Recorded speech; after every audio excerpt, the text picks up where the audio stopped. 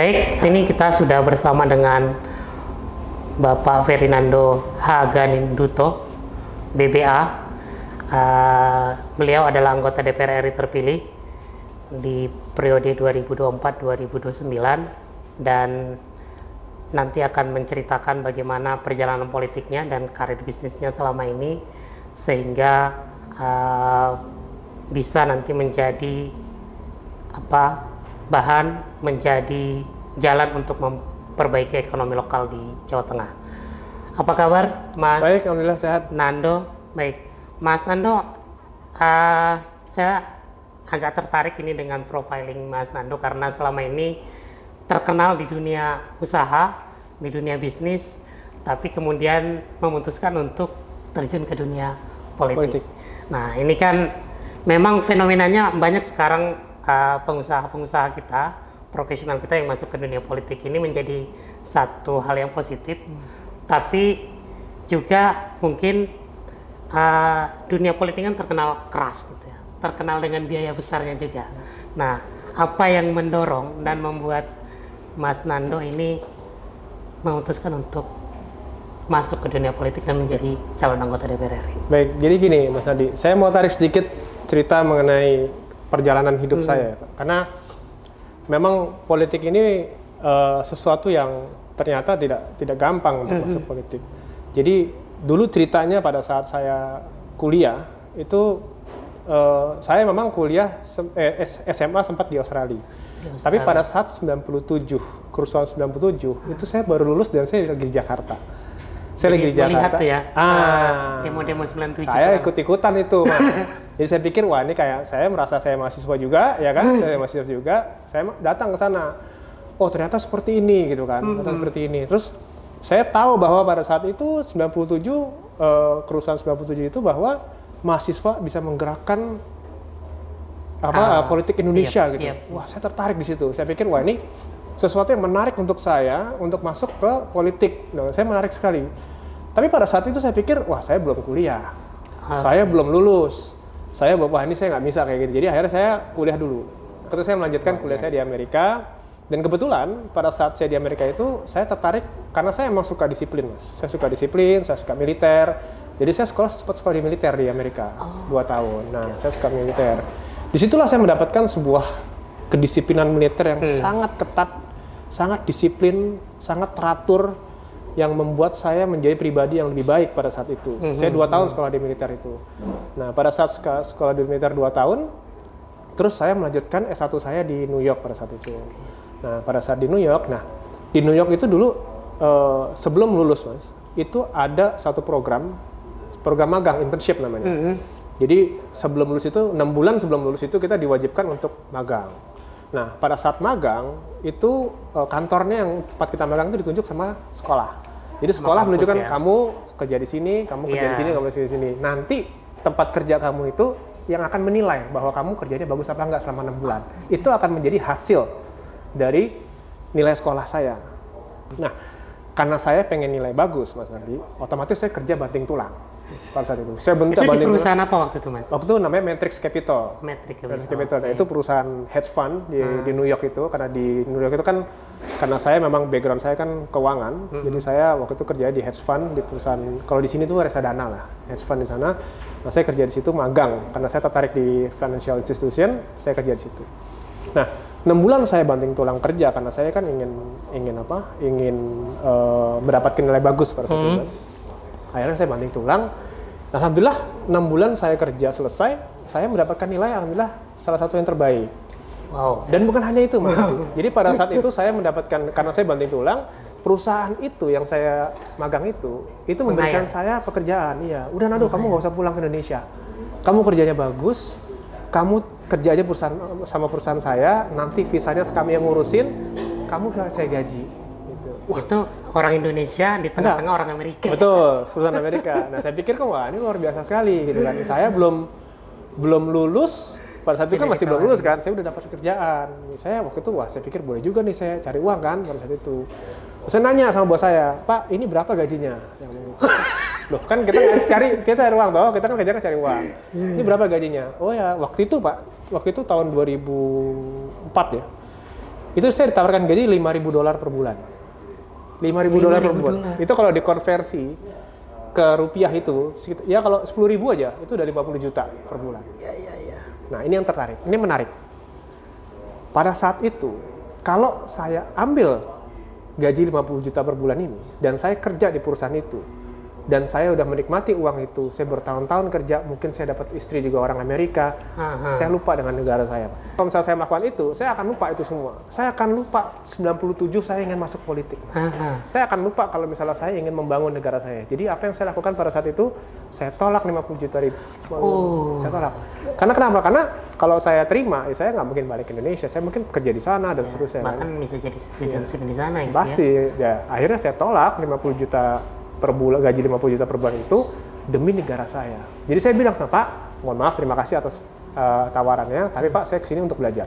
Saya di sini untuk menuntut ilmu, karena begitu saya lulus, saya ingin balik ke negara saya ingin bangun negara saya. Itu yang jawaban saya. Sampai Indonesia, saya melamar ke ratusan perusahaan, tidak ada satu perusahaan pun yang menawarkan gaji 50 juta per bulan. Otomatis, karena saya baru lulus kuliah, nggak ada. Tapi ya nggak apa-apa, itu risiko saya. Saya dapatkan gaji yang sangat minim, saya kerja di bank, dan seterusnya. Nah itu pada saat itu saya memang udah tertarik ke politik. Saya bilang, saya udah lulus nih. Saya pengen masuk politik. Tapi ternyata politik itu nggak murah. Ternyata politik itu dituntut kemapanan. Satu pribadi yang harus mapan, dan harus punya, udah beres dengan, harus selesai dengan dirinya sendiri. Pada saat itu saya belum selesai, Mas. Saya waktu itu keluarga saya belum ada, saya belum nikah, saya belum punya anak, gaji belum ada, belum kerja. Saya pikir, wah ini sih nggak mungkin masuk politik sekarang. Jadi akhirnya saya berusaha membina satu keluarga, terus akhirnya saya hampir 25 tahun saya bekerja, menabung dan seterusnya. Nah inilah saatnya. Saya ingat tahun 97, pada saat itu saya ingin masuk politik. Dengan kemapanan saya sekarang, saya alhamdulillah umur udah 44, udah setengah jalan ini. Masih muda tadi.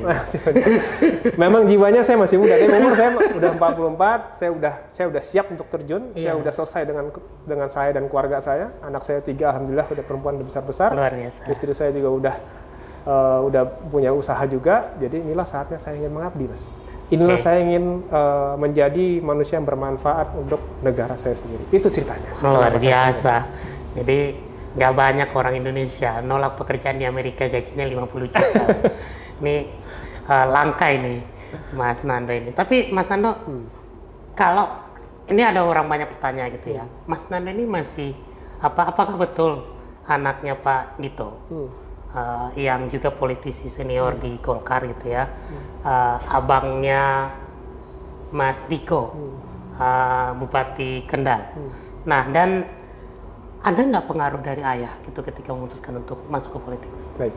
Jadi di keluarga kami, Mas Andi, jadi ayah saya terutama itu tidak pernah, karena kami kan ada 4 anak laki dan 1 anak perempuan. Jadi banyak lakinya, ada 4. Kami dari kecil itu tidak pernah didorong-dorong harus begini, mau kesini, nggak pernah, sama sekali nggak pernah.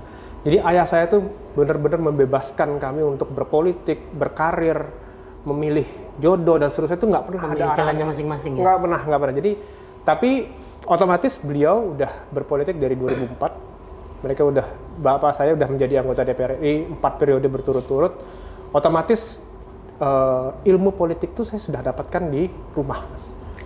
Jadi saya sudah belajar sendiri dari ayah saya sendiri. Setiap kampanye saya ikut, saya pengen tahu, saya ikut kampanye beliau, saya terjun ke bawah sama bapak saya, walaupun saya waktu itu belum masuk politik. Saya pengen tahu aja, saya pengen belajar, karena saya suka belajar orangnya. Saya pengen terjun, apa sih politik, ke DPR saya ikut, sidang paripurna itu saya duduk di atas, di balkon itu ya? Itu saya pengen tahu apa gitu DPR, karena saya tahu, saya targetnya akan ke sana.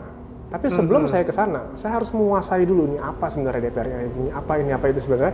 Itulah akhirnya saya belajar, dan akhirnya saya memberanikan diri tanpa ajakan bahkan suruhan dari ayah saya untuk saya terjun ke DPR RI. Jadi ayah saya itu hanya seorang idola saya yang benar-benar mengayomi kami, anak-anaknya. Tapi dia juga nyuruh, kamu harus begini, kalau enggak.